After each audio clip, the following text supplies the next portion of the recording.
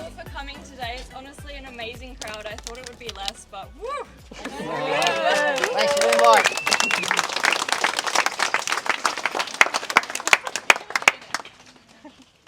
So we are here today to protest against the Curtin University mandates and the mandates at every other university in WA and Australia.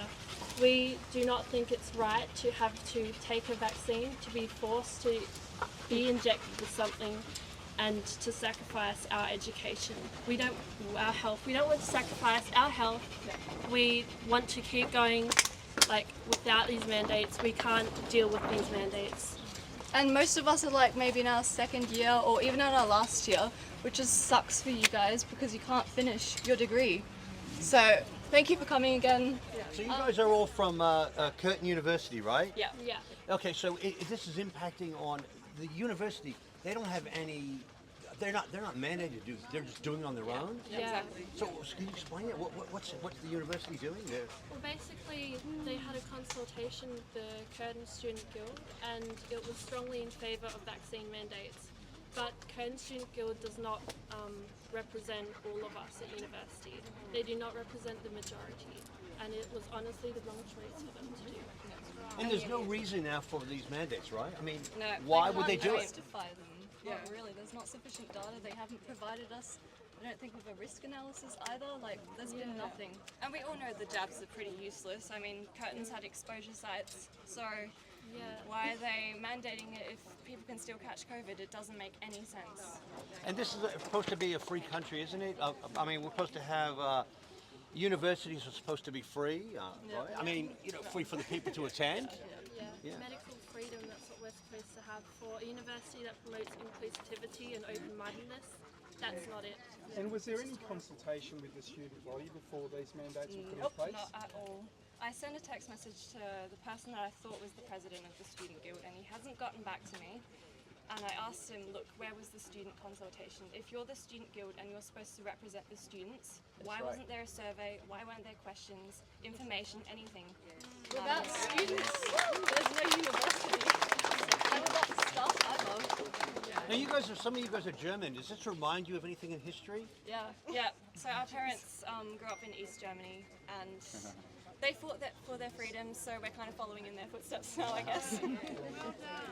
Yeah, well done, girls. Nice one, girls.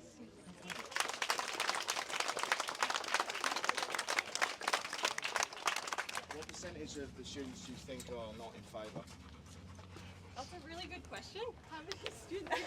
Not very I feel like for every student here, there's probably a whole bunch of friends that either had to get the jab for their jobs or for university, but they still don't agree.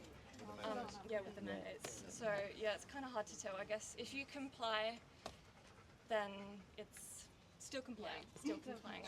And notice the vice. We're going to go past the vice chancellor's office or something, or That's in here basically. see so what's this person's name? Pauline Hain. Pauline Hain. Yeah.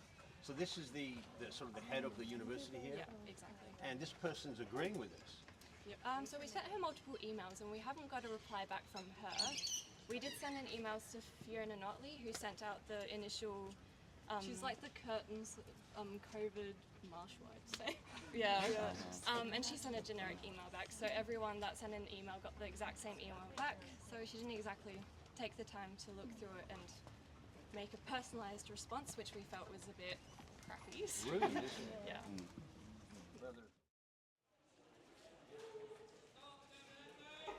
Stop the mandate! Stop the mandate! Stop the mandate! Stop the mandate! No more mandate! No more mandate!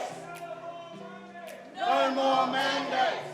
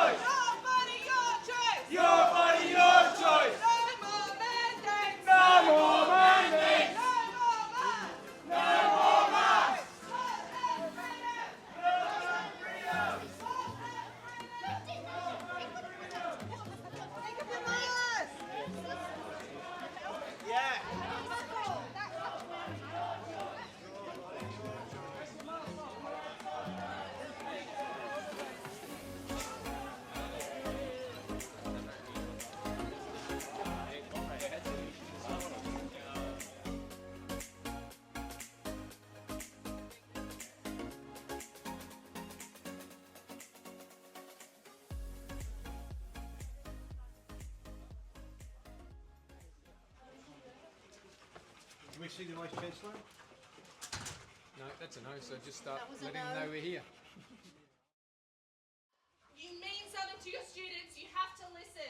Students are here because they care, because they want a better future for themselves, for their children, for our country, and the Chancellor can't even be bothered to come downstairs and ask if she gives a shit about her students. Shame on the Chancellor! Shame on the Chancellor! Shame on the Chancellor! Shame on the Chancellor! Shame on the Chancellor! Come out and speak! Come out and speak! Come out and speak! Come out and speak! Come out and speak! Come out and speak! Come out and speak! Come out and speak! Come on, Harry, do the right thing! Come on, Harry, do the right thing! Come on, Harry, do the right thing! Come on, Harry, do the right thing! Come on, Harry, do the right thing! Come on, Harry, do the right thing! Come on, Harry, do the right thing! My family member in Victoria was coerced into taking his second dose of the Pfizer vaccine to attend his course.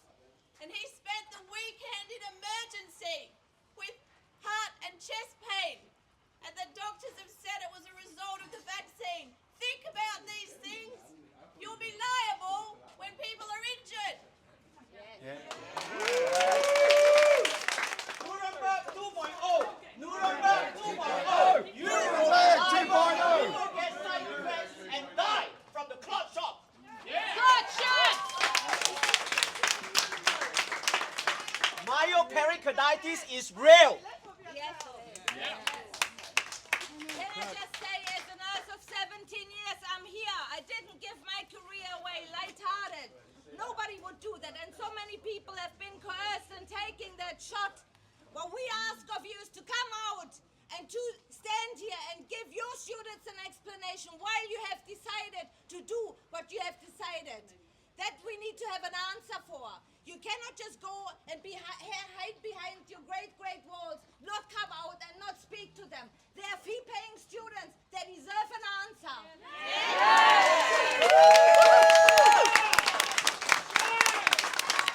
Last year, I was a school principal.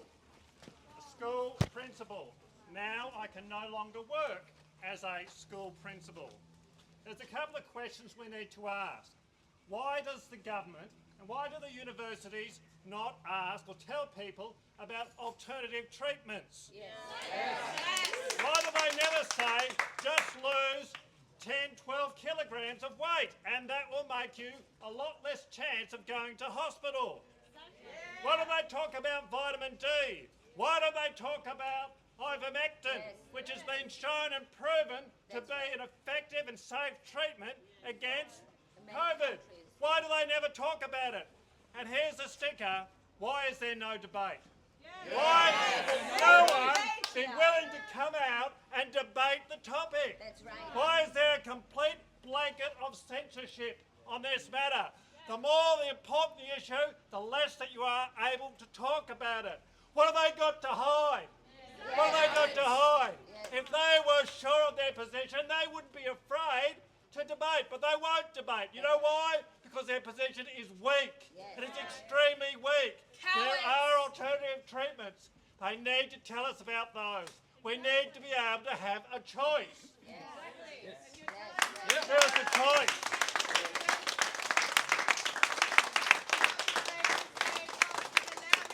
That they're trying to protect the students. How can you actually explain that you're protecting the students if you're giving them or forcing them, coercing them, even though there's been no mandate for the universities?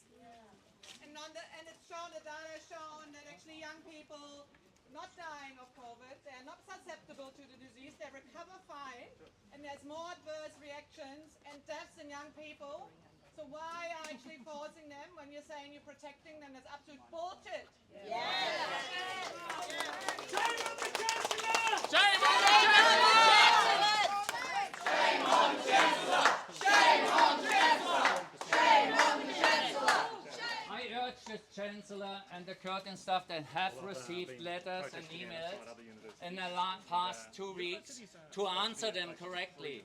All we see is letters that are pre-manufactured with a slight change to them, but they're all saying the same thing. This is not an answer to the multiple questions that we have put forward, and it's disgraceful for university to just treat the voices of their students and the parents like this. We demand proper answers. We demand that they're actually answering this question and reviewing the material, and as the statistics comes out, the kids are not in danger of COVID. The kids are in danger of the jabs, most likely, and proven that there's actually more kids dying than there's from the jabs and from COVID.